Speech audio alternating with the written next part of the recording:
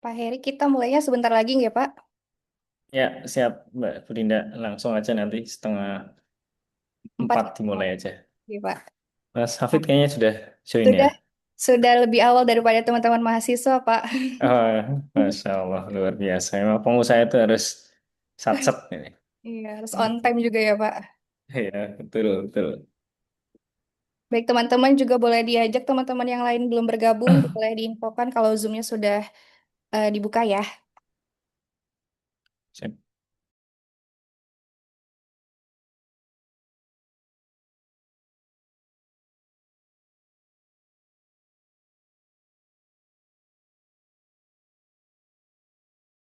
Ini tampilan di layar kayaknya kok ada item-itemnya itu kenapa ya, Budinda? Iya, Pak. Saya minta tolong sama Rashid nih, Pak. Oh Boleh gitu. kita. Rashid Oh, gimana? tak kira Mbak, laptop saya yang ini. Enggak, Pak. Emang di saya juga. Oke, oke, oke.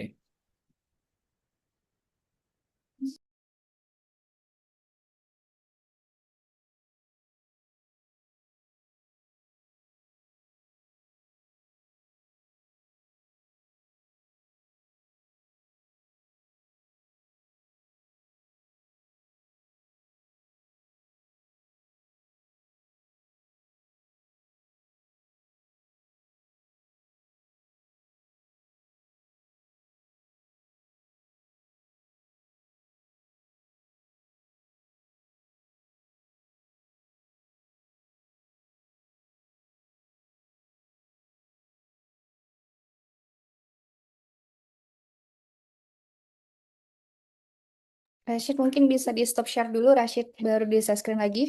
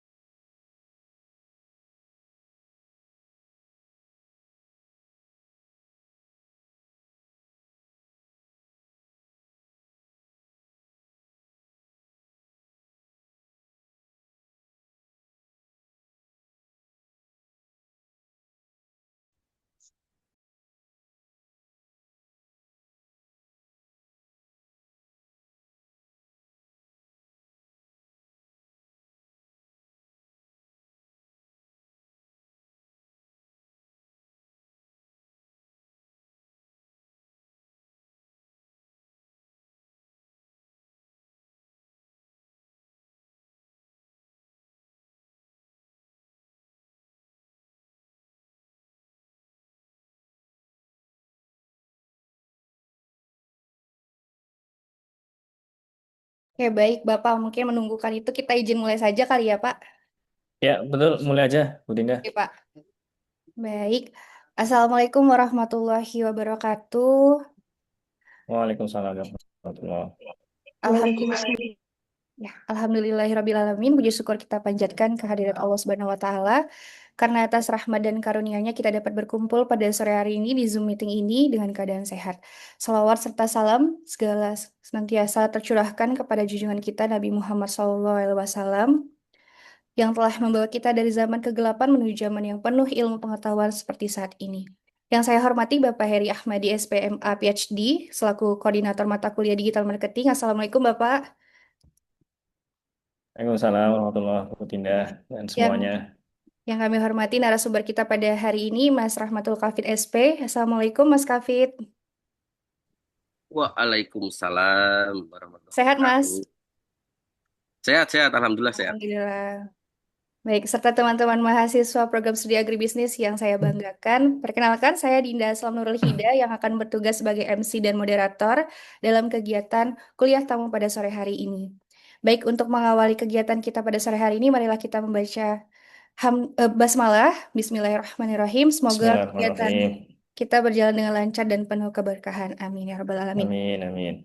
Kegiatan ini merupakan bagian dari mata kuliah digital marketing, yaitu kuliah tamunya, dengan tema digital marketing practice, content creation, dan digital branding di sektor pertanian. Sebelumnya ada beberapa hal yang perlu diperhatikan oleh teman-teman semuanya. Yang pertama, diharapkan seluruh mahasiswa untuk menyalakan kamera atau on cam selama kegiatan berlangsung. Jadi teman-teman jangan biarkan saya, Pak Heri, dan Mas Kafitnya on cam, boleh yang lainnya on cam semuanya teman-teman. Ini nggak perlu dipanggil satu-satu ya. Boleh on cam semuanya. Baik, kemudian teman-teman, kalau ada rekan-rekan yang lain belum bergabung, boleh diinformasikan untuk segera bergabung karena kehadiran ini akan dihitung di partisipasi Zoom ini. Kemudian yang ketiga, mohon untuk dapat fokus memperhatikan materi karena output dari kegiatan ini adalah teman-teman akan membuat rangkuman dari kuliah tamu hari ini. Linknya akan di-share setelah ini. Dan yang keempat, dan di akhir sesi nanti mohon teman-teman menyiapkan pertanyaan ya teman-teman, karena sayang sekali jika sudah bertemu langsung nih dengan Mas Kafitnya, tidak dimanfaatkan untuk berdiskusi. Baik, selanjutnya kita akan mendengarkan sambutan dari Bapak Heri Ahmadi SPMA PhD selaku Koordinator Mata Kuliah Digital Marketing. Kepada Bapak Heri kami persilahkan. Baik, Bismillahirrahmanirrahim. Assalamualaikum warahmatullahi wabarakatuh. Suara saya terdengar ya? Terdengar, Pak. Oke, Alhamdulillah. Baik, Alhamdulillahirrahmanirrahim. Alhamdulillah pada sore hari ini kita kembali dipertemukan ya secara online ya di kuliah digital marketing. Ini adalah kuliah pekan yang ketujuh yang memang kita rencanakan untuk menghadirkan praktisi ya, kuliah praktisi dan dalam hal ini Alhamdulillah Mas Hafid sudah bisa meluangkan waktu. Ini posisinya lagi di mana nih Mas Hafid? Di rumah atau di mana nih? Di kebun, Wah, di kebun, Mas. Oh, kebun, langsung di ini, kebun. langsung dari kebun. Langsung, langsung. Oke, baik. Eh, Bu Dinda, terima kasih juga sudah mengantarkan dan mempersiapkan semuanya untuk kuliah praktisi pada hari ini. Saya tidak akan banyak menyampaikan karena nanti biar pembicaranya ya yang akan menyampaikan. Tapi saya cuma ingin menggarisbawahi bahwa apa yang kita coba hadirkan pada kesempatan kali ini atau kuliah praktisi ini adalah bagian dari upaya untuk bisa menghadirkan bahwa teori-teori yang kita pelajari di kelas itu seperti apa sih pelaksanaannya atau jangan-jangan mungkin malah nggak ada teorinya gitu ya. Yang seperti dilakukan oleh Mas Safi itu ya yang sudah bergerak langsung di lapangan. Sebagai informasi buat teman-teman, Mas Hafid ini adalah alumni dari agribisnis, jadi alumni kita sendiri. Jadi nanti teman-teman kalau misalnya mau bertanya, mau belajar, tidak usah sungkan-sungkan. Ini uh, orang dalam ya, sama orang dalam ini.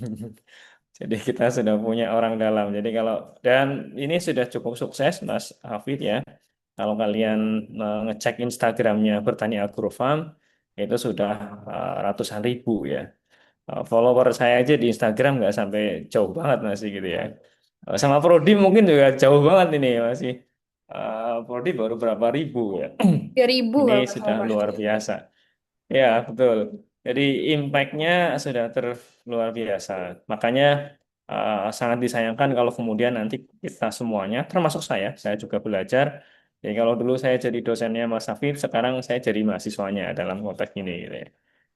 Jadi saya juga akan belajar banyak dari Mas Hafid ya yang sudah mempraktekkan. Saya ingat ya Mas Hafid ini orangnya kritis kalau di kelas gitu ya. Jadi sering diskusi gitu ya, senang untuk kemudian menyampaikan sesuatu dan makanya tidak diragukan kalau kemudian sekarang sudah bergerak sendiri menciptakan banyak peluang dan berkarya itu kemudian bisa berhasil sampai seperti saat ini. Jadi harapan saya teman-teman mahasiswa benar-benar bisa belajar bahkan tidak menutup kemungkinan ya untuk kemudian langsung berguru ke Mas Hafid secara langsung. Ini sudah ada kontaknya, bisa kalau misalnya teman-teman mungkin punya planning ya untuk membangun branding secara digital, bisa langsung dilakukan. Dan spesifiknya adalah di bidang pertanian. Saya kira itu aja Bu Dinda, Mas Hafid, dan teman-teman pengantar dari saya. Kita semua nanti siap menantikan insight-insight dari Mas Hafid terkait dengan digital marketing practice. Terima kasih. Assalamualaikum warahmatullahi wabarakatuh. Waalaikumsalam warahmatullahi wabarakatuh. Terima kasih Pak Heri atas sambutan yang telah disampaikan. Baik, langsung saja ini sebelum Mas Kafitnya akan memaparkan materi pada sore hari ini, saya akan membacakan CV dari Mas Kafit.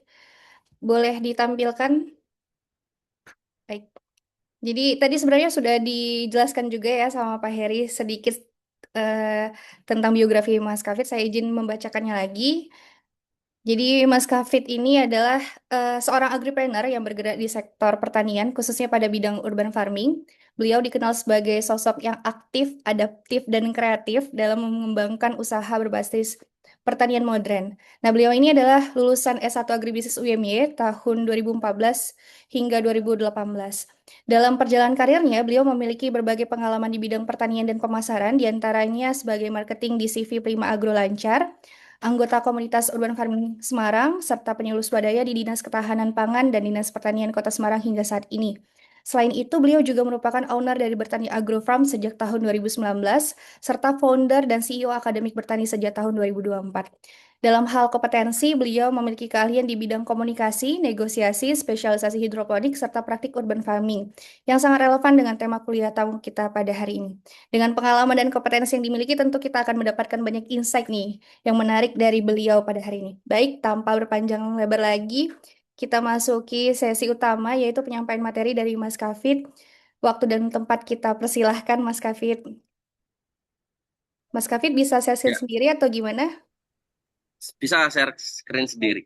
Insya Baik, Allah. oke Mas. Ya. Selamat sore teman-teman semua. Selamat sore Bu Dinda. Selamat sore Pak Heri. Saya Mas Hafid. Ini Pak Heri dosen favorit saya. Wah, Lain Pak alhamdulillah. Oki juga Pak Heri.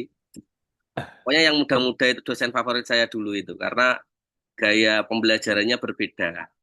Alhamdulillah sekarang Agri ada Bu Dinda ini juga muda-muda juga. Jadi harusnya relevan dengan ini ya. Anak-anak Gen Z sekarang. Nah, Kayaknya seangkatan kali mungkin ya. Bu Dinda seangkatan ya? Seniornya, malah seniornya, lebih senior Mas Kafitnya. Saya Oh, lebih senior Mas 2016. Hafid. Mas oh Kafit iya, Kak. 2014, Ji. Saya 2014. Oke, saya juniornya 2 tahun. Oke. Coba ini bisa nggak ini ya? Berarti saya nih yang harus banyak belajar ya, Pak Heri, ke Mas Kafitnya. Hmm. Oh iya, jelas dong. Saya aja sekarang belajar nih. Berguru Udah ini ya, kalian. share screen-nya udah bisa. Siap. Dah, Sudah, dah. Mas, tapi belum full screen. Belum belum full screen ya. Oke. Oke, jadi teman-teman semua, mungkin kalau dari segi konten kreator, mungkin saya bukan konten kreator yang seperti yang viral-viral ya, karena memang konten kreator atau kita membuat konten itu nanti tujuannya berbeda-beda. Nah, di sini mungkin saya akan menjelaskan apa yang saya lakukan aja dengan konten yang saya bikin, gitu. Tujuan, niat, dan lain-lain. Serta efeknya juga terhadap bisnis yang memang saya geluti. Disclaimer, saya memulai konten itu dari pertama membuat Bertani Agrofarm ya. Jadi benar-benar dari awal membuat bisnis bernama Bertani Agrofarm ini sudah saya abadikan di Instagram waktu itu. Kenapa? Karena memang saya ingin beberapa momen atau banyak momen ketika saya merintis itu tidak terhapus ya. Karena kalau kita nyimpen di HP, itu pasti kehapus. Sudah pasti hilang lah. Bukan terhapus tapi hilang. Nyarinya susah minimal. Ya, jadi di sini mungkin nanti kita akan belajar sedikit apa yang sudah saya lakukan dan efeknya seperti apa. Nah, sebelumnya perkenalan dulu. Jadi saya itu punya banyak akun sebenarnya, cuman yang paling berkembang itu ya di akun induk Bertani Agrofarm sendiri karena memang yang paling lama. Dan akun ini sebenarnya paling pesat berkembangnya itu di era COVID ya, 2020 akhir, 2021, 2022, sama 2024 awal. Jadi eh, kalau sekarang memang agak sulit karena algoritmanya memang berbeda lah. Kita ketika membuat konten itu juga sebenarnya faktor utamanya adalah algoritma dari platform itu sendiri. Makanya sekarang itu sulit untuk menaikkan follower. Kita banyak viewer pun, katakanlah 200.000 viewer, paling yang nambah hanya 10, 15, mentok-mentok 100. Kalau dulu viewernya 10.000 aja udah bisa nambah 100 follower ya. Dan kelipatannya 100.000 viewer udah bisa nambah 10.000. Sekarang sulit sekali. Nah, di bisnis saya ini sebenarnya adalah saya itu sebenarnya sebagai petani yang memang ingin membagikan kisahnya saja sebenarnya lewat platform yang saya bikin yaitu lewat media Instagram dan TikTok ya. Karena banyak sebenarnya petani-petani yang lebih hebat, cuman nggak dipublikasikan. Akhirnya banyak orang itu yang nggak ngerti pertanian. Nah ini sayangnya. Banyak sekali senior-senior saya, mas, udah bapak-bapak, tapi suruh ngonten kan sulit ya. Jadi ketika kita mau belajar ilmunya itu apa namanya sulit, kita harus datang langsung dan lain-lain. Nah, saya sebagai generasi muda ya, mengambil langkah yang selain tadi untuk mengabadikan momen, juga cara saya untuk mentransfer value yang saya miliki ya melalui akun media sosial. Dan alhamdulillah sekarang kalau kita lihat ya, kalau ada isu yang katanya petani muda itu sedikit, malah sekarang itu FYP saya isinya petani-petani muda semua, dari mulai cabai, melon, hidroponik, yang konvensional pun organik, semua kalau saya nyekrol TikTok atau Instagram pasti banyak keluar dan sedikit ada rasa tersaingi ya, dan itu justru bagus. Karena kalau kita ada pesaing itu pasti dinamikanya bagus. Inovasinya juga pasti akan tumbuh. Nah, sebenarnya itu dulu saya membuat platform itu sebenarnya apa namanya motivasinya. Dan alhamdulillah dari platform yang saya bikin jadi banyak orang yang mau belajar. Nah, nanti efeknya juga nanti ada di slide selanjutnya. Nah, pertanyaan mendasarnya kalau kita apa namanya bicara tentang digital marketing, petani itu harus ngonten nggak sih? Gitu ya. Apakah perlu petani itu punya branding? Kan petani sekarang brandingnya apa? Ya dulu sih nggak sekarang. Dulu petani brandingnya ya tua, rekoso, miskin, mungkin hitam. Ya, sekarang hitam sih, ya masih ya saya aja hitam gitu. Tapi maksudnya negatif ya. Kalau sekarang petani itu citranya atau brandingnya itu sudah jauh lebih membaik menurut saya karena saya datang ke beberapa seminar, saya datang ke beberapa workshop, saya datang ke beberapa rapat, itu banyak sekali sekarang penghargaan-penghargaan terhadap petani. Nah, itu juga tidak lepas dari konten kreator pertanian yang memang suka mempublikasikan, suka membuat konten di bidang pertanian, sehingga pertanian itu tidak dianggap lagi remeh. Nah, coba teman-teman bayangkan kalau sampai sekarang nggak ada petani yang konten, ya, pasti stigmanya masih sama, citranya masih sama. Nah, sebenarnya apakah perlu itu masing-masing nanti punya tujuan sendiri-sendiri kalau perlu. Tapi apakah penting? Kalau menurut saya sangat penting. Nah, kalau dari saya sendiri, teman-teman, jadi tujuan saya membuat konten itu sebenarnya ada tiga ya. Yang pertama itu rekam jejak tadi. Itu paling penting sekali rekam jejak. Karena apa? Karena sampai sekarang pun saya kalau lagi gabut atau lagi sedih misalnya, lagi pusing ini bisnis kok gini amat gitu ya. Kadang-kadang orang bisnis itu juga down ya. Wah ini kok orderannya kok sepi misal. Oh ini orderannya banyak kok barangnya nggak ada misal. Ya jadi kadang-kadang pengen menyerah, bukan pengen menyerah ya, tapi butuh motivasi. Itu salah satu yang saya lakukan ya scroll TikTok sampai bawah atau Instagram saya sampai bawah gitu. Untuk melihat rekam jejak perjuangan yang mulai dari 2019 sampai sekarang. Jadi kalau melihat itu semangat lagi. Karena ternyata dulu perjuangannya atau bebannya lebih tinggi sebenarnya daripada sekarang. Sekarang sudah enak, sudah punya pegawai, sudah ada sistem, sudah punya manajemen. sumber daya modalnya lebih tebal. Kalau dulu itu kan luar biasa luar biasa rekoso gitu. Jadi bisa untuk menjadi motivasi. Nah, itu tujuan membuat konten di awal saya itu tadi. Yang kedua eksis ya.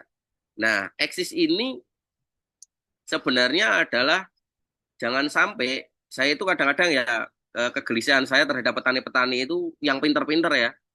Itu sulit sekali kalau suruh ngonten gitu. Alasannya nggak bisa ngomong, tapi ya nggak mau itu karena memang seperti itu karena kita harus ngomong, kita harus menampilkan wajah kalau bisa untuk meyakinkan audiens ya. Dan untuk membuat citra konten lebih bagus itu memang harus menampilkan sosok ya seperti itu. Jadi saya butuh eksistensi, petani butuh eksistensi. Nah, dengan cara ngonten ya kita dikenal, dikenal di daerah, misal di pemerintah Kota Semarang kita dikenal oleh yang lainnya, oleh kampus sendiri. Ya mungkin kalau saya nggak ngonten, sesukses apapun mungkin nggak akan terdeteksi oleh dosen-dosen atau kampus-kampus ya. Tapi dengan eksis jadi terdeteksi. Lalu yang ketiga, branding. Nah, ini yang penting. Branding itu adalah membuat citra. Kita itu dipandang orang itu sebagai apa. Ini yang paling penting menurut saya justru branding ini. Karena branding ini nanti akan mempengaruhi bisnis kita paling besar. Nah, tujuan dari branding sendiri, membuat citra sendiri adalah tujuannya ya cuma satu, memperbesar usaha. Kenapa kok bisa memperbesar usaha dengan branding? Karena dengan kita membuat branding, orang itu akan bisa trust dengan kita itu lebih baik. Nanti saya ceritakan mungkin kalau tadi masuk apa namanya materi studi kasus ya. Jadi dengan branding yang baik, kepercayaan publik terhadap kita itu sangat besar. Saya juga nggak percaya sebenarnya, tapi memang sebesar itu. Terus pembeda. Ya, dengan branding kita itu akan dilihat orang itu beda dengan yang lainnya. Dengan petani yang lainnya, dengan hidroponik yang lainnya. Yang ketiga, menaikkan value. Dengan kita membuat konten, membuat branding, kita akan memiliki value atau nilai lebih oleh orang-orang yang melihat kita. Membangun loyalitas ini hampir sama dengan kepercayaan.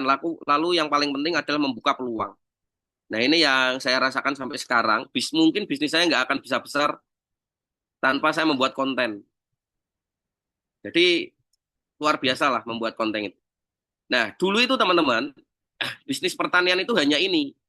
Bisnis pertanian itu. Hanya kita jual komoditas, sayur, buah, ya, dan lain-lain komoditas. Ya, lalu ada jasa, misal jasa pembuatan kebun, ya, jasa konsultan, dan lain-lain. Terus jualan sarana prasarana, ya, seperti jual media tanam, alat-alat pertanian, pupuk, pestisida. Lalu edukasi, ya, pelatihan, kampus ini bagian dari bisnis pertanian juga sama. Tapi kalau sekarang itu ada konten, bahkan komoditas kok apa namanya bisnis pertanian yang konten sekarang itu lebih menjanjikan daripada yang di atas-atasnya ini teman-teman. Sangat jauh lebih menjanjikan. Karena saya itu ya saksinya sendiri ya. Saya juga ngonten juga hasilnya dari konten juga bisa muter untuk bisnis, untuk mengembangkan bisnis. Tapi banyak sekali orang-orang yang nggak punya kebun, yang kebunnya hanya di atas rumah, hanya di depan rumah, tapi bikin kontennya bagus.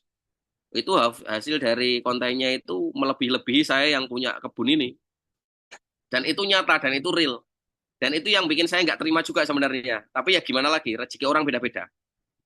Ya, jadi sekarang itu eranya sudah berubah teman-teman. Makanya saya selalu kalau ada orang ke sini, petani yang belum ngonten, tak suruh ngonten lah. Ngonten lah, gimana caranya lah.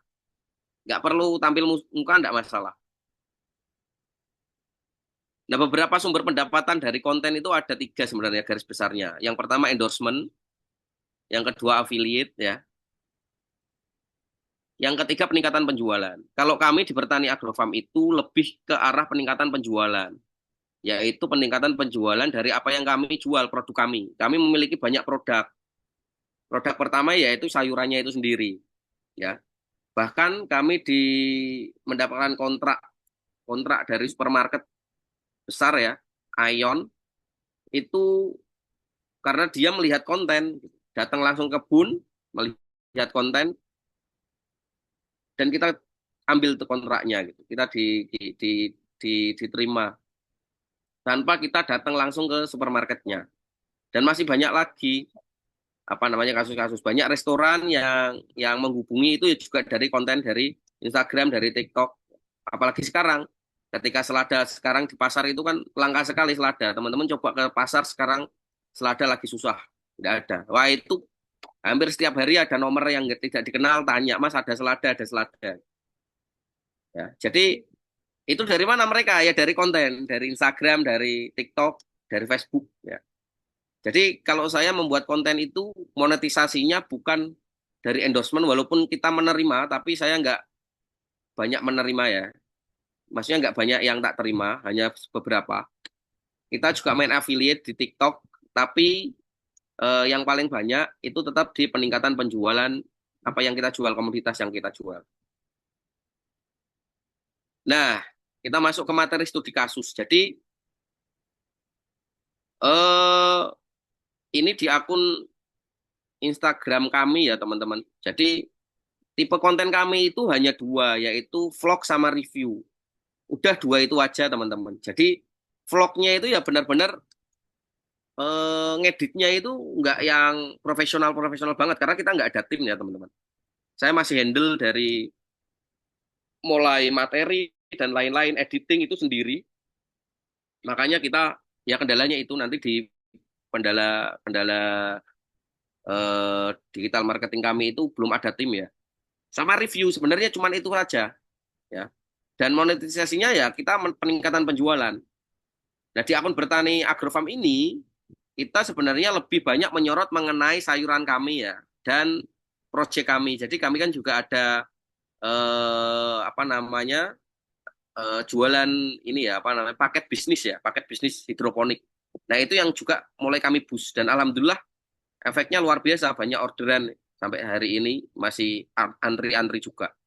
Nah, jadi kontennya hanya konten-konten vlog ya dan review langsung benar-benar, karena saya orangnya bukan narsis ya, tapi ya suka ngomong aja dari dulu, dari kuliah suka ngomong, suka di depan umum ya. Jadi sekarang tak aplikasikan di bisnis ya, kenapa enggak, dulu ngomong di banyak orang aja berani. Mataf saya jadi korlap aja berani gitu. Jadi mosok di depan kamera yang nggak ada orang nggak berani kan. Nah, itu saya aplikasikan dan alhamdulillah responnya bagus. Kalau di TikTok juga sama, cuman kalau di TikTok saya juga main affiliate teman-teman ya, mengais-ngais uang recehan lah. Ya, cuman lumayan juga bisa untuk apa namanya, bisa untuk tambah-tambah jajan ya teman-teman. Nah, jadi di TikTok pun sama, tipe konten saya adalah vlog dan review ya, dan peningkatan penjualan monetisasinya dan affiliate. Kita endorse sangat minim, ada tapi sangat sedikit sekali. Bahkan saya nggak punya apa itu, kalau konten kreator tuh punya red card ya, atau tarif ya. Kalau saya nggak ada tarif ya. Pokoknya kalau pas saya mood ya saya terima, kalau enggak ya enggak tak terima. Nah, ini di TikTok teman-teman ya. Kita juga jualan kelas juga ada. Nah, ini beberapa contoh konten sebenarnya. Cuman di sini nggak bisa disetel ya. Coba tak setel di mana ya? Di ini. Nah, jadi konten-konten saya itu sangat-sangat simple seperti ini teman-teman. Ini yang viewernya malah banyak. Yang ini 200.000 ini. Nah,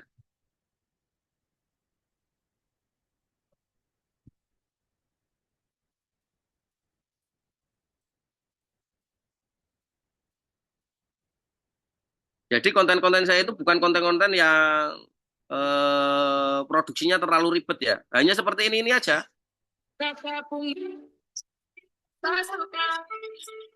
Tapi teman-teman bisa coba lihat ya.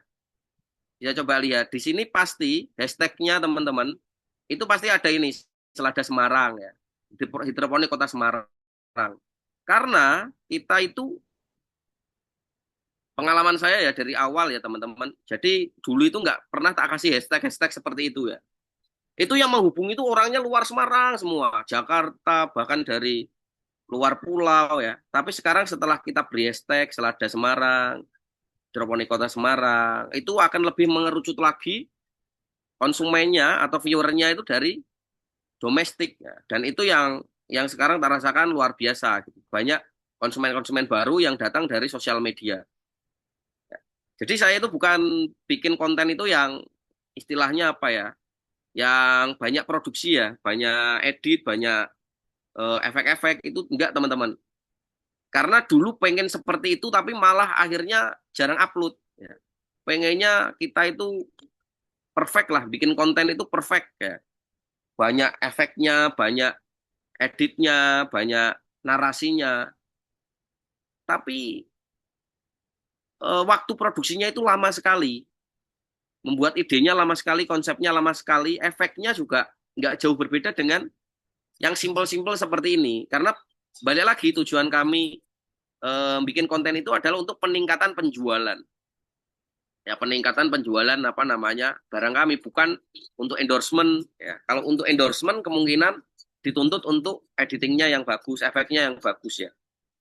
Seperti itu teman-teman. Nah, hasil dari kita konten dan branding yang baik ya, itu banyak sekali yang tertarik untuk membeli produk kami ya. Nah, ini ada produk selada karena yang kita highlight pasti selada teman-teman. Pasti selada karena 80% yang kami tanam itu selada hijau. Nah, kalau yang seperti Pak Coy, kangkung dan lain-lain itu udah habis di supermarket ya. Jadi kita nggak terlalu ini kan apa namanya nggak terlalu publikasikan. Nah ini, jadi banyak sekali yang tanya. Bahkan ini dari Jogja ini, yang indigen ini dari Jogja. Sebenarnya banyak sekali, cuman ini tak tampilkan beberapa saja. Nah ini efek dari konten ya terhadap penjualan selada. Banyak sekali yang mau ini tanpa kita capek-capek datang ke outlet ya. Kalau dulu saya tahun 2020, 2021 itu masih door to door ke resto satu, ke resto yang lain, ke kebab satu, kebab yang lain, sate kambing satu, sate kambing yang lain, ke catering satu, ke catering yang lain. Dulu seperti itu caranya untuk apa namanya mendapatkan konsumen ya. Jadi direct selling langsung door to door. Kalau sekarang udah nggak usah door to door, udah banyak yang menghubungi, tiba-tiba nomor nggak dikenal, tiba-tiba DM minta selada dan lain-lain. Jadi sekarang eranya sudah berubah sekali. Marketing sekarang sudah berubah sekali eranya. Itu dari sisi apa namanya penjualan. Nah, yang lebih menarik lagi sebenarnya yang bikin saya kaget ternyata banyak juga orang yang tertarik untuk mensupport ya dalam bentuk investment investment di bisnis yang kita geluti ya. Jadi banyak sekali dari mulai 2024 ya, 2023, 2024 aktif-aktifnya saya bermain sosmed itu banyak sekali. Jadi ketika kita memiliki konten, membuat konten dan memiliki branding yang bagus, masalah modal itu nggak ada problem teman-teman. Kalau dulu saya ketika mulai tahun 2019, tahun 2020 memang saya akui paling sulit itu cari modal ya. Wah itu sulit sekali. Kita modalnya juga sedikit, berkembangnya lama. Tapi sekarang dengan menciptakan branding yang bagus, kita membuat konten yang bagus, itu masalah modal udah nggak menjadi masalah lagi kalau kita memang mau open investment. Tapi kalau saya nggak open ya, sampai sekarang masih belum open investment gitu. Monggo langsung. Nah jadi dari konten, dari branding itu bukan hanya ngefek di penjualan, tapi ngefek juga di pengembangan bisnisnya. Kita mau berkembang lebih cepat pun lebih bisa. Kalau kita setiap ada orang invest, kita terima, orang mau invest, kita terima, mungkin kita bisa lebih besar dari sekarang. Cuman karena memang saya itu bisnis dari awal itu memang otodidak, jadi saya sampai sekarang belum menerima investmentnya. Nah, lalu dari branding, dari konten, itu juga mengembangkan bisnis kita. Dulu saya hanya jualan sayur, teman-teman. Tapi karena banyak orang yang mau belajar, akhirnya juga pada minta pelatihan ya. Pada minta Mas diajari bikin pelatihan, bikin pelatihan. Akhirnya kami bikin pelatihan juga. Nah, jadi dari konten, dari branding yang bagus, itu bisa membuka peluang nilai tambah usaha yang mungkin nggak kita rencanakan sebelumnya. Nah, ini saya nggak pernah merencanakan dulu itu buka kelas hidroponik dan lain-lain ya. Tapi sekarang alhamdulillah dari konten, dari branding yang ya tadi balik lagi, branding itu kan membuat citra kita positif dan dipercaya orang. Orang mau bayar ke kelas kita yang kita bikin itu kan karena ada trust, ada rasa percaya. Nah ini peluang lain dari kita konten itu mudah akses permodalan. Wah mudah sekali teman-teman. Kalau memang sekarang kita butuh modal untuk berkembang, itu udah nggak usah proposalnya itu udah nggak usah banyak-banyak isinya. Tinggal ambil dari konten-konten kita atau suruh lihat konten kita, itu udah auto ACC ya. Dan banyak nilai tambahnya. Seperti tadi, saya ada bisnis pembuatan paket hidroponik, itu juga dari konten teman-teman. Ya, dari konten. Jadi saya nggak pernah pemasaran nyebar brosur. Saya terima jasa pembuatan kebun nih. Ayo bikin, saya ada paket bisnis pembuatan hidroponik nih. Ayo bikin. Nggak pernah. Ya dari konten itu. Ya. Bahkan teman-teman tahu ya, kalau mau bikin paket bisnis hidroponik ke saya itu teman-teman itu DP-nya harus 50% teman-teman. Jadi sebenarnya bisnis saya yang pembuatan kebun itu saya nggak modal sama sekali karena uangnya ya uang dari customer ya 50% itu untuk saya kulaan itu sudah cukup sudah bisa kulaan dan nanti termin kedua 30% untuk apa namanya untuk biaya jasa tukang ya dan nanti sisanya baru keuntungan jadi istilahnya pembuatan jasa kebun itu customer yang memodali dirinya sendiri. Saya nggak keluar modal sama sekali ya karena uangnya udah DP-nya 50% ya teman-teman. Nah, pertanyaannya kok orang mau mentransfer 50% dari paket saya itu sekitar 18 jutaan. Kalau kita nggak punya branding yang bagus, citra yang positif, itu ya nggak ada orang yang mau teman-teman. Tapi alhamdulillah kita selalu amanah. Kalau memang ada apa namanya pesanan, kalau selalu ada orderan kita selalu amanah dan selalu menyelesaikan tanggung jawab kita. Jadi citranya positif. Sampai sekarang belum ada keluhan dari customer-customer kita yang lain. Lalu ada bertambahnya peluang monetisasi ya. Jadi dengan kita memulai bisnis, memulai konten dan branding yang bagus, itu ada banyak peluang monetisasi yang bermunculan. Kalau sekarang yang mungkin saya lagi pertimbangkan adalah membuat produk digital ya. Produk digital. Jadi kalau dulu saya itu kan masih buka-buka kelas teman-teman. Buka kelas, setiap ada kelas. Ini pun ada ya. 2-3 minggu lagi tanggal 9 kita juga buka kelas lagi. Cuman ternyata capek ya. Ngomong sama orang materi yang sama itu capek. Nah, kita ingin membuat produk digital. Jadi saya rekam saja, materinya kan ya sama. Nah, tinggal nanti yang mau belajar tinggal beli rekamannya itu. Nah, produk digitalnya di situ. Atau kita share SOP dari mulai tanam sampai panen, mulai penjualan, SOP gimana caranya masuk supermarket, gimana caranya mempertahankan pasar, gimana caranya masuk restoran ya, atau horeca lah hotel, restoran, kafe, catering dan lain-lain. Itu nanti kita buat panduannya untuk orang yang mau belajar bisa membeli. Itulah itu yang akan kita lakukan ke depan terhadap apa namanya peluang bisnis yang akan kita optimalkan ke depan ini teman-teman. Karena ya itu sekarang itu bisnis itu udah modern sekali teman-teman. Nah sebenarnya ada tiga strategi yang mungkin klasik ya, tapi ini yang kita pertahankan. Pertama itu jujur. Jujur itu maksudnya organik teman-teman. Jadi teman-teman kalau mau bikin konten itu nggak usah ikut-ikut siapapun. Ikutnya itu ikut konsepnya saja. Misal ada teman-teman di sini yang mau bikin konten mengikuti metode konten saya. Nggak apa-apa, konsepnya ikutin aja. Atau konten siapa yang lebih bagus. Nggak apa-apa, konsepnya ikutin aja. Tapi harus materinya jujur dari teman-teman sendiri. Maksudnya jujur tuh gini, saya bicara mengenai paling jago, bicara mengenai hidroponik. Ya udah kita bahas tentang hidroponik saja. Kita nggak usah bahas tentang yang lain-lain, perpolitikan, konflik perang misal, atau apapun yang tidak kita kuasai. Itu jujur teman-teman.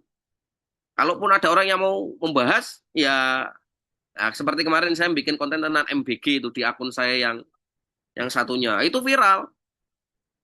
Tapi saya itu nggak apa namanya istilahnya nggak mendalami mengenai kebijakan MBG ini. Makanya saya nggak terus push ya.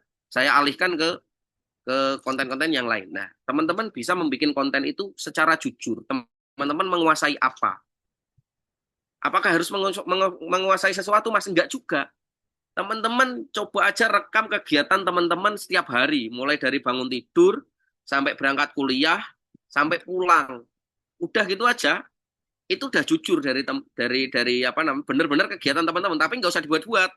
Misal teman-teman setelah pulang biasanya nongkrong, ini apa namanya tiba-tiba ke perpustakaan. Padahal nggak usah dibuat ke perpustakaan. Ya wis jujur aja, habis pulang nongkrong kemana, yang diobrolin apa di tongkrongan, ya yang menarik apa diceritakan, ya storytellingnya. Setelah itu pulang ya udah. Kalau teman-teman yang berorganisasi ya habis pulang organisasi, kegiatan di organisasi seperti apa.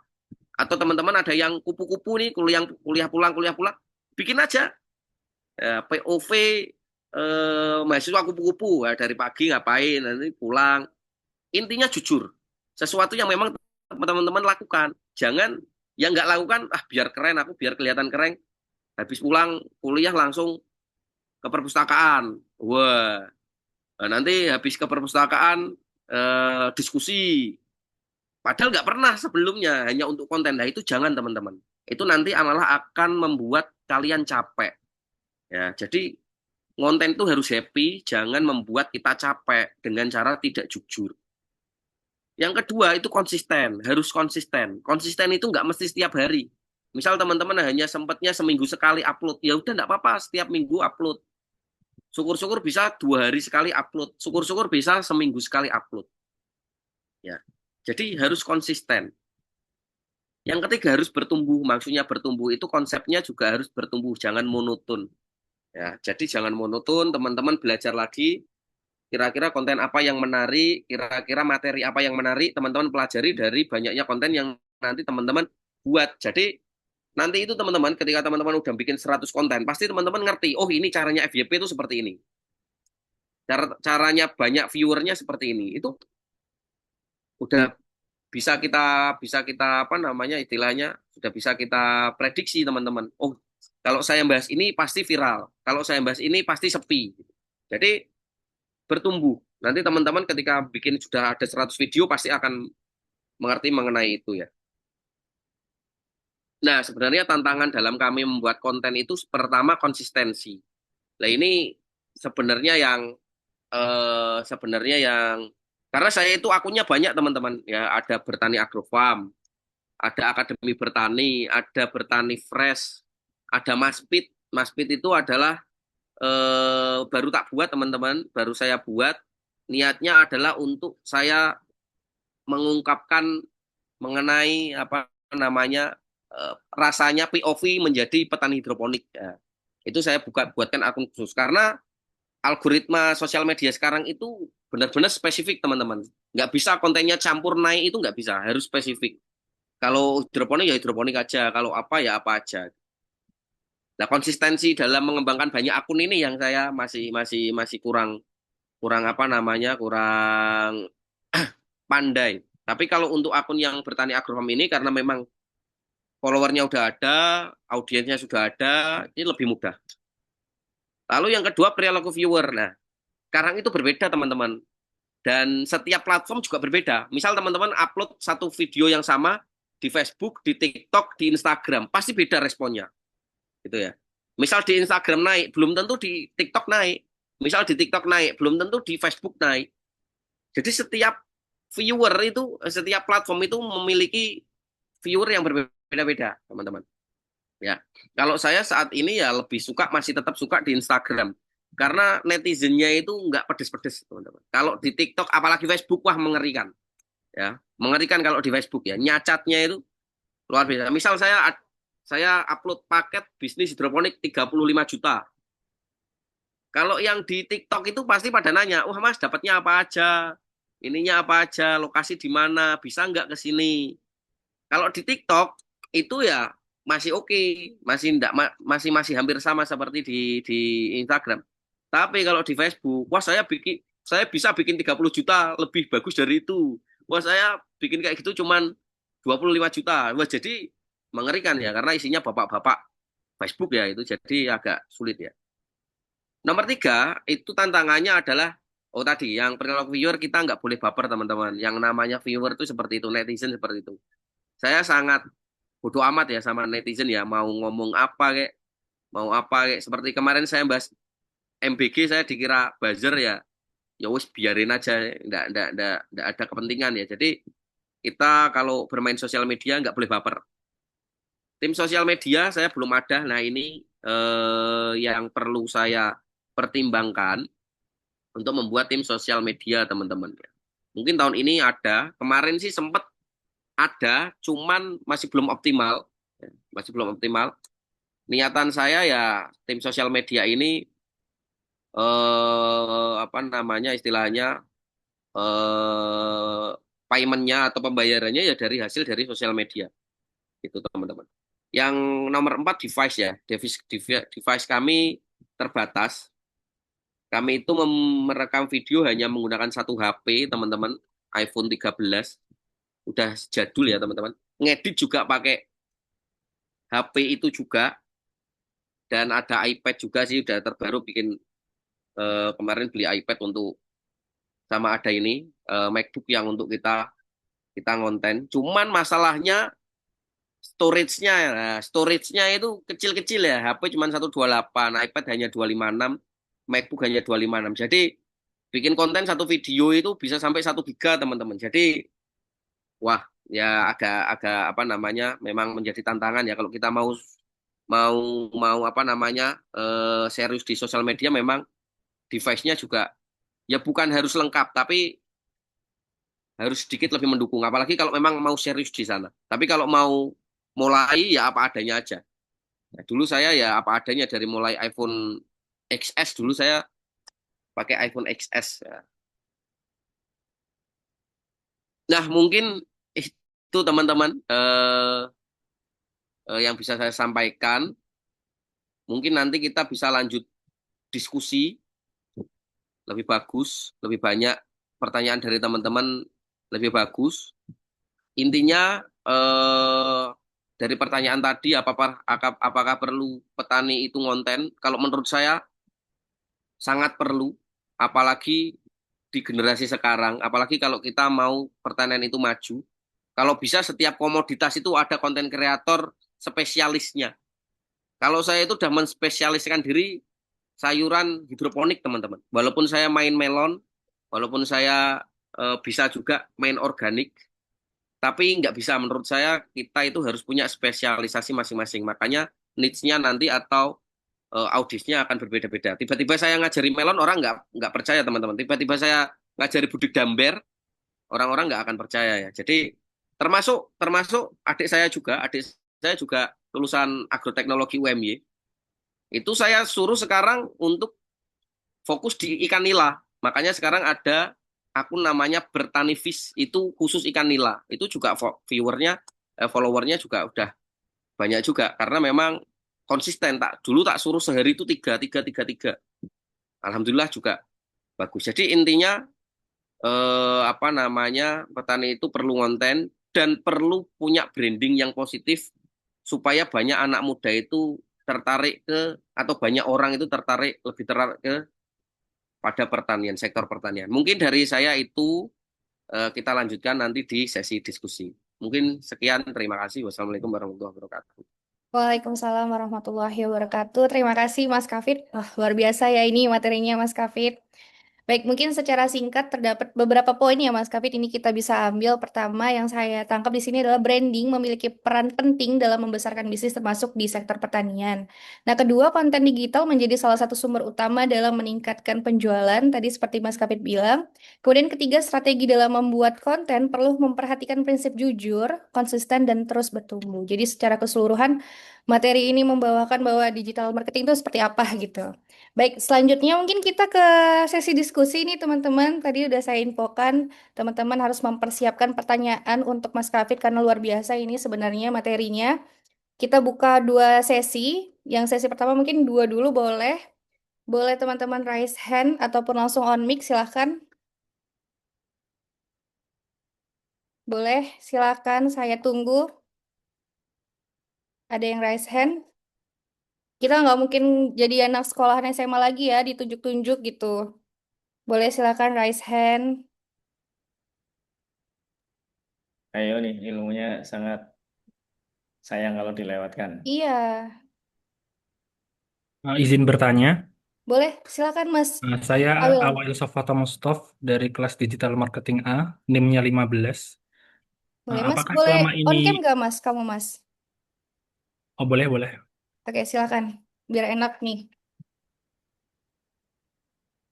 Nah, Saya ingin terlihat. bertanya kepada Mas Hafid, apakah selama ini dalam melakukan digital marketing juga memanfaatkan ads berbayar seperti Facebook Ads, TikTok Ads, ataupun Instagram Ads dalam mempromosikan barangnya tersebut, atau hanya upload video biasa? Gitu aja sih Mas, pertanyaannya.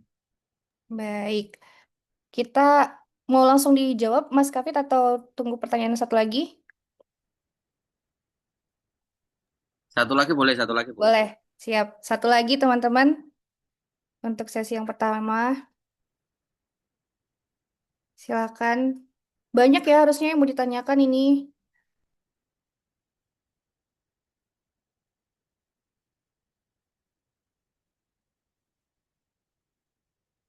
Ada yang mau raise hand? Atau boleh langsung on mic aja?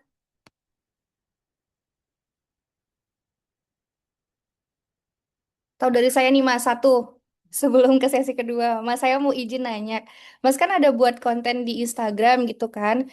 Kemudian apakah Mas ada jual produknya itu dari marketplace seperti Shopee dan lain-lain?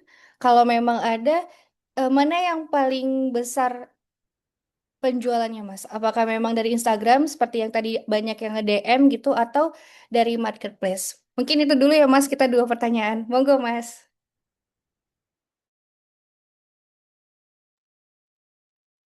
Ya, kalau selama ini ya, saya itu nggak melakukan ads di berbayar ya, di apa namanya di Instagram Ads atau Facebook Ads itu nggak ada. Cuman biasanya saya itu istilahnya endorse ya, endorse dari akun-akun lokal. Misal kalau di Semarang itu ada akun yang namanya Media Informasi Komunikasi Kota Semarang. Nah, saya juga endorse biasanya.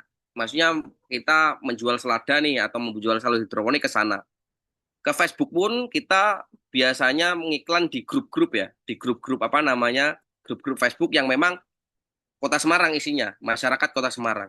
Jadi yang saya lakukan itu promosinya, bukan ads berbayar ke Facebook atau ke ini enggak ada sih. Mungkin kalau affiliate pas di TikTok ya, itu ada. Kalau kita mempromosikan suatu produk, misal affiliate barang nih media tanam atau pupuk ya, atau apa, tapi bukan barang saya sendiri ya, itu kita biasanya promosi berbayar menggunakan apa namanya Instagram Ads ya. Jadi kalau sayur saya sendiri itu enggak, tapi caranya kita endorse.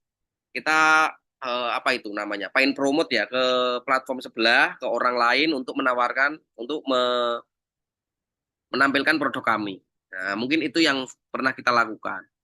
Kalau pertanyaan kedua dari Bu Dinda, apakah saya jual di marketplace ya sayur? Jadi nggak jualan sih. Di Shopee gitu kita nggak jualan. Ya. Kalau untuk sayurnya ya, itu kita nggak jualan. Kita jualan ya offline saja. Biasanya promosinya ya lewat Instagram, lewat TikTok itu, lewat Facebook seperti itu. Nanti biasanya didirect ke WhatsApp ya, ke WhatsApp bisnis kami atau ke WhatsApp pribadi kami. Itu aja sih. Jadi nggak ada istilahnya kita jualan di Shopee itu nggak ada, belum ada seperti itu. Tapi kemungkinan bakal ada, Mas. Kemungkinan bakal ada Oke. karena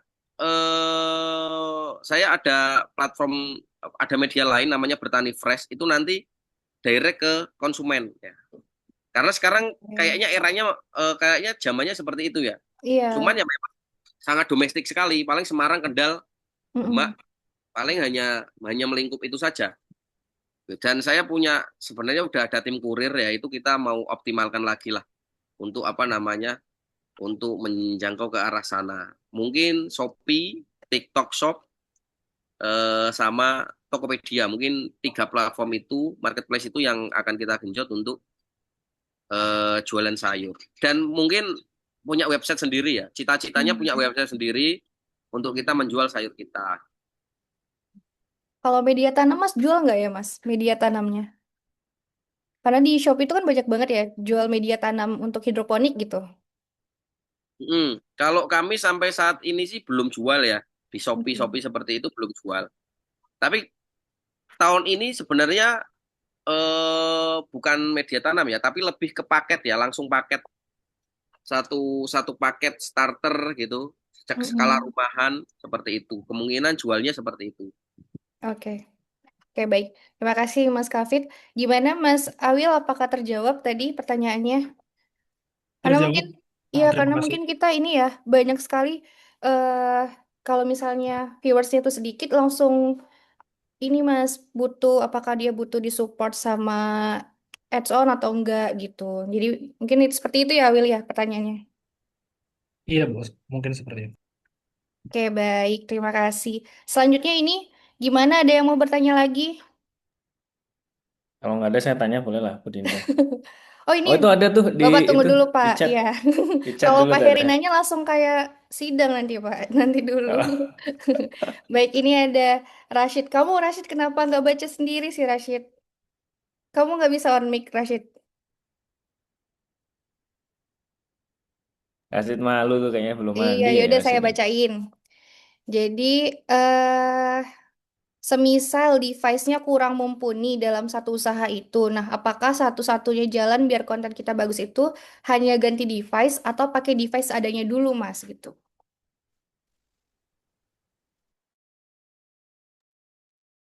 Oke, mungkin langsung aja. Boleh, Mas, sebelum Pak Heri nih bertanya. Nah, pertanyaannya device-nya apa? Sebenarnya sebenarnya device apapun itu bisa ya teman-teman ya. Yang penting ada kameranya, yang penting bisa ada aplikasinya, misal aplikasi Instagram atau TikTok. Saya pun sekarang sukanya langsung di aplikasinya langsung ya, langsung ke TikTok, aplikasi ngeditnya juga di situ langsung ya. Kalau dulu masih langganan CapCut dan lain-lain, itu sekarang udah enggak ya, udah tak putus langganannya. Enak langsung aja kita ngedit lewat TikTok langsung, karena saya itu kan produksinya enggak yang harus proper seperti apa itu kan enggak.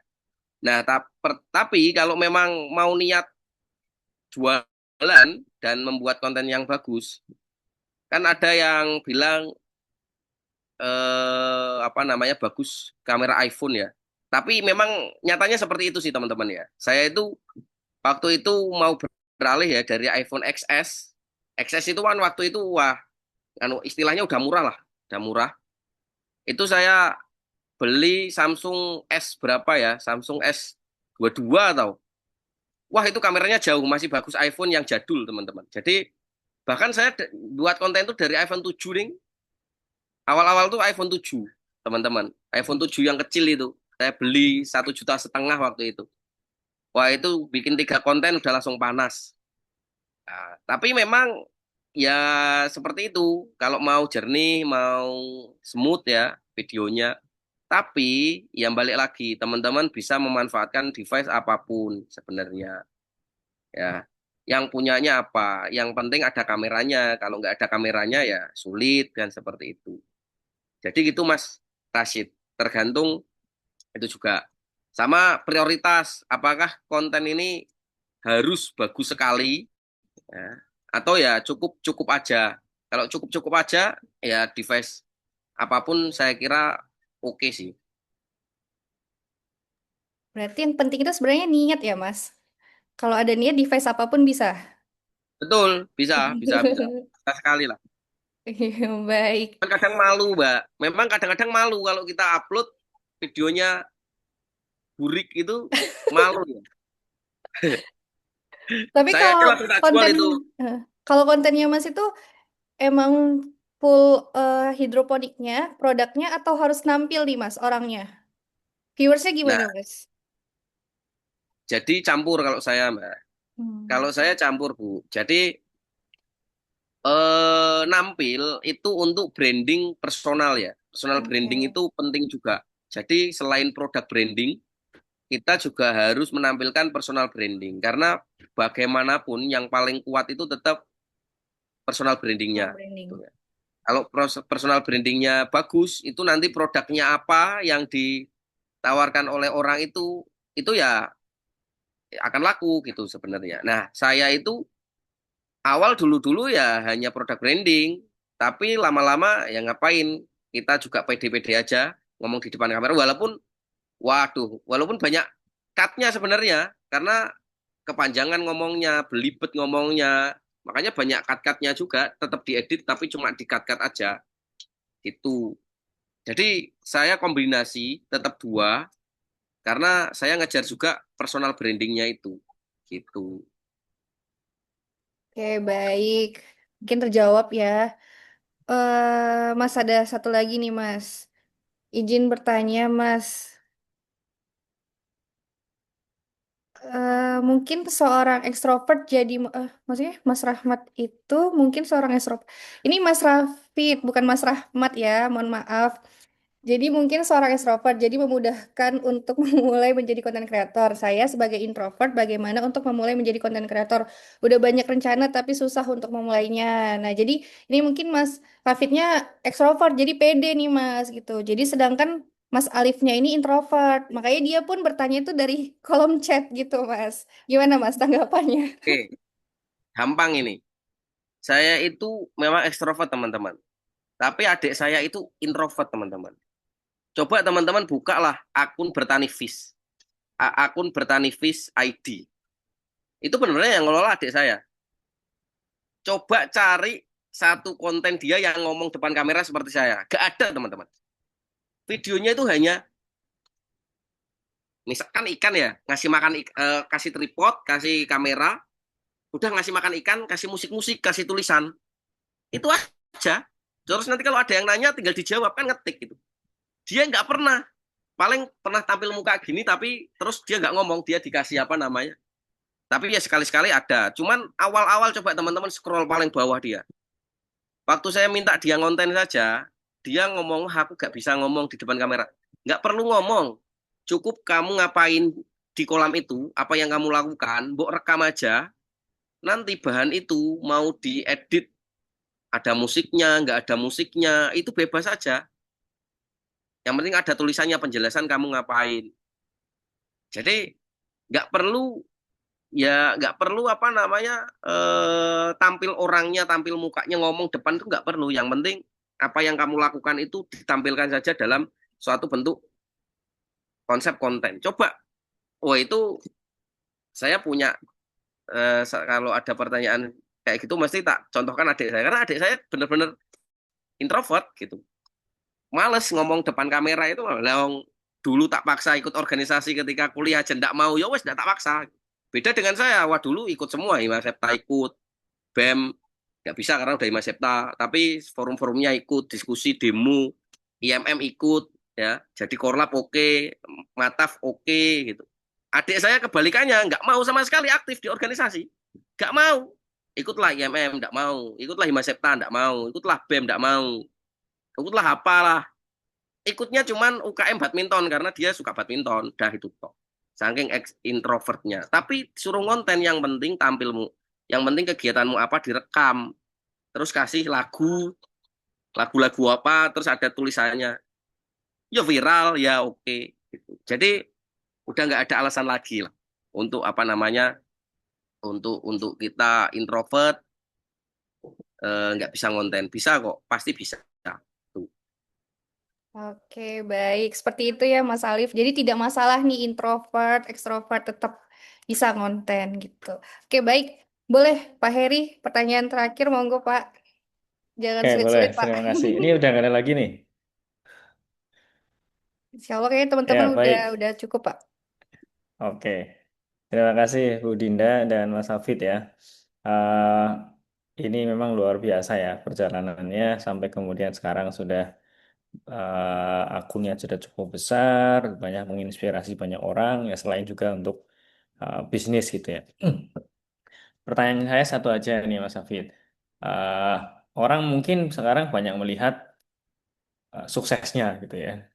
Tapi bagaimana membangunnya itu kan tentu tidak tidak mudah saya kira ya. Apalagi tadi kan Mas Hafid juga pernah cerita bagaimana kalau lagi stuck atau lagi gabut gitu ya, ingat-ingat ya, zaman dulu gitu ya. Nah, gimana ini apa eh, hal-hal yang kemudian menjadi yang dulu pernah dialami ketika dari awal-awal membangun gitu ya.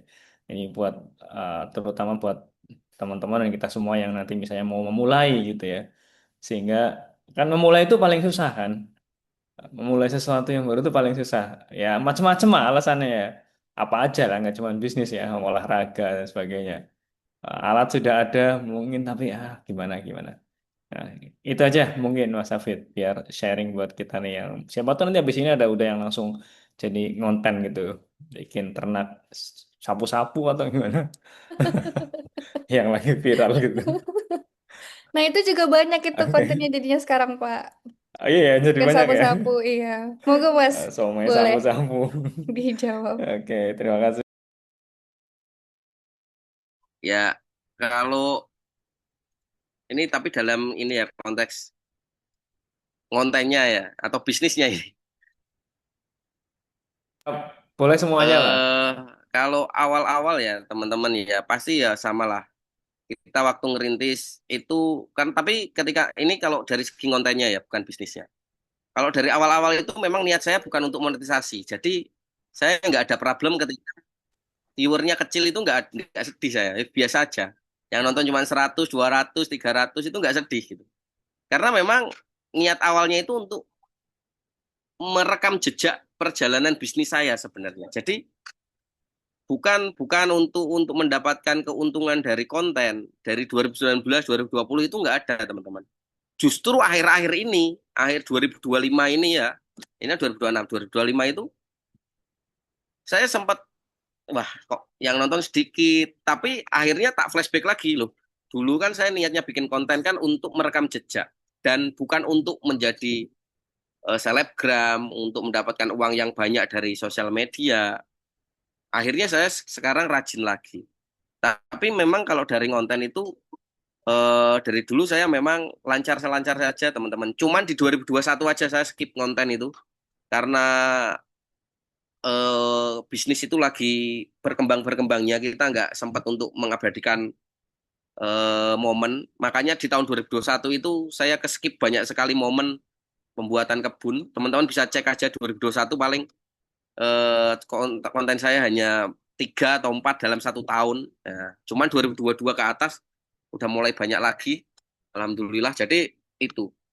Kalau dari sisi pembangunan bisnisnya ya berdarah-darah Pak Eri. Jadi awal saya mulai bisnis gak ada yang mendukung sama sekali. Bahkan dari keluarga yang nggak mendukung. Karena memang ya gimana ya, jadi petani itu ya dulu citranya seperti itu gitu. Apalagi sudah merantau 4 tahun di Jogja mendapat gelar sarjana pertanian, tapi ujung-ujungnya dulu saya membuat greenhouse itu awal tuh 30 juta untuk tak nanami dalamnya itu kangkung, bayam sama sawi, belum selada. Wah itu ya banyak orang kuliah mahal, pulang-pulang habisin uang 30 juta cuman buat nanam kangkung gitu kan. Kangkungnya kan disebar di tanah aja, di got aja tuh. Cuman ya itu tantangannya ketika memang kita memulai bisnis itu pasti diremehkan, direndahkan. Ya. Lalu ketika akses modal ya. Kita akses modal juga sulit dulu. Saya alhamdulillah ya awal-awal dulu nabung sedikit-sedikit. Jadi metodenya itu teman-teman, ketika kita jadi petani, enaknya ini jadi petani itu nggak perlu langsung punya lahan banyak, sedikit-sedikit aja, mulai dari satu. Nanti punya uang 5 juta lagi, bikin lahan lagi. 5 juta lagi, bikin lahan lagi. Makanya banyak orang yang datang ke sini sekarang, Mas, ini modalnya berapa kalau bikin kayak gini? Oh, ya banyak, bisa 500 miliar lebih. Lah kok punya uang sebanyak itu? Ya nggak punya. Ya dulu ya nyicil seperti itu. Punya uang berapa? Ini pun saya lagi bangun ya nyicil lagi. Punya uang 20 juta, nanti dapat berapa bangunan, dapat berapa meja. Jadi seperti itu dulu sulit teman-teman ya. Dulu sulit sekali karena masih kecil sekali. Pasar juga dulu. Nah, nggak enaknya bisnis pertanian itu, teman-teman ya. Barangnya sedikit kita susah jualnya, barangnya nanggung kita susah jualnya. Mending kebanyakan barang kalau pertanian itu. Jadi teman-teman kalau mau jadi petani, sekalian yang besar. Maksudnya sekalian yang banyak produknya, kuantitasnya. Misal selada langsung punya banyak. Kalau sedikit-sedikit itu nanggung itu sulit jualnya. Mau kita jual ke resto nanti nggak bisa continue, nggak bisa langganan. Mau jual kemana nanti tanya Mas bisa continue nggak bisa. Ya. Tapi ya tetap semua itu harus dilalui. Kan nggak semua langsung punya besar. Saya dulu juga dari kecil, dari di atas rumah, sekali panen, nanti panen lagi itu 1 bulan lagi, panen lagi, nunggu 1 bulan lagi. Setelah itu baru dipersempit, bikin lagi, bikin lagi. Seperti itu. Jadi semua nggak mudah. Dari sisi restu nggak mudah, dari segi modal nggak mudah, apalagi dari segi lahan, ketika teman-teman nggak punya lahan. Lahan saya itu semua sewa sampai sekarang, teman-teman. Nggak ada yang punya sendiri. Semua sewa.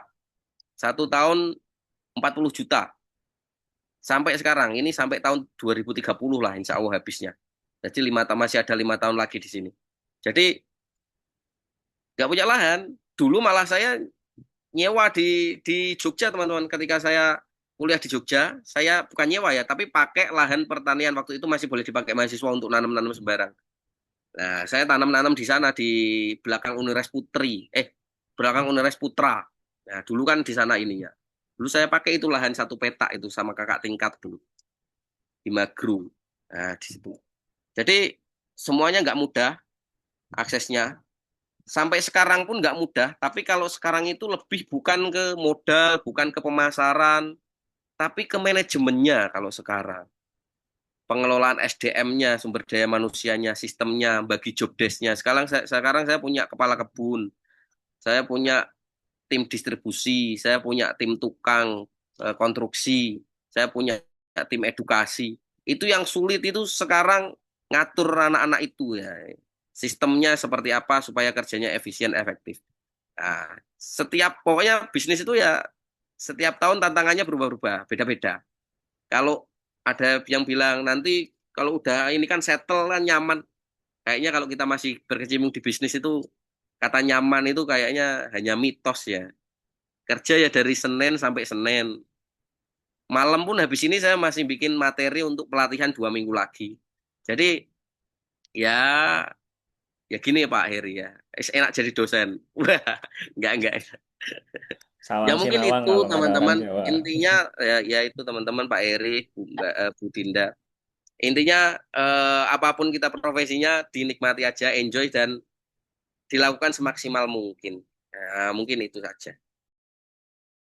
Baik, Terima kasih. Alhamdulillah. Gimana Pak Heri, terjawab kah Pak Heri? Sudah. Terima Hmm, kasih, Mas Hafid. Alhamdulillah. Baik, terima kasih. Jadi pertanyaan Pak Heri itu adalah pertanyaan penutup kita pada sesi diskusi ini, teman-teman, karena juga sudah mau berakhir ya untuk kuliah tamu kita hari ini. Saya ucapkan sebesar-besarnya terima kasih kepada Mas Kafir atas waktu, ilmu, serta pengalaman yang dibagikan kepada kita semua. Semoga apa yang disampaikan dapat memberikan wawasan baru serta menjadi bekal bagi teman-teman semua. Semoga habis kuliah tamu ini langsung banyak ya yang buat konten, langsung aktif gitu yang tadinya introvert langsung tetap membuat konten dengan audio-audio dan sound-sound yang lagi update sekarang. Mudah sekali sekarang ya Mas untuk konten gitu. Baik, akhir kata saya sebagai moderator dan MC. Mohon maaf apabila terdapat kekurangan dalam memandu jalannya acara. Kita tutup kegiatan pada hari ini dengan mengucapkan hamdalah. Alhamdulillahirrabbilalamin. Wassalamualaikum warahmatullahi Alhamdulillahirrahmanirrahim. wabarakatuh. Sebelumnya teman-teman, mari kita on cam dulu. Waalaikumsalam. Kita mau foto, screenshot dulu. Mari kita on cam. Nah, gini Mas, kalau di akhir-akhir untuk sesi dokumentasi semuanya on cam. Memang seperti itu kita. Mari on cam dulu semuanya.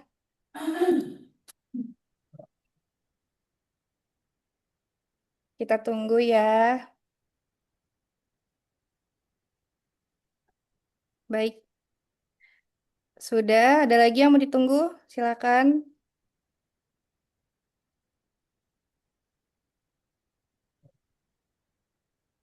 Baik, sepertinya tidak ada. Boleh saya hitung. 1, 2, 3. Smile. Oke, baik. Terima kasih semuanya. Jangan lupa dikumpulkan tugasnya dari linknya. Terima kasih Mas Kafi. Terima kasih Pak Heri. Ya, terima kasih Bu Dinda, Mas Hafid, Sama semuanya. Bu Pak Heri, terima kasih. Baik, Mas Kafit, kita sampai bertemu di Semarang. Insya Allah kata Pak Jaki kita akan berkunjung, Mas Kafit. Mantap. Wah, mantap. Siap Mantap, ditunggu. ditunggu ya Mas Kafit. Insya Allah. Tunggu. Baik, saya end meeting ya, Bapak, Mas Ya, terima semuanya. kasih Bu Dinda. Sekali lagi, Assalamualaikum.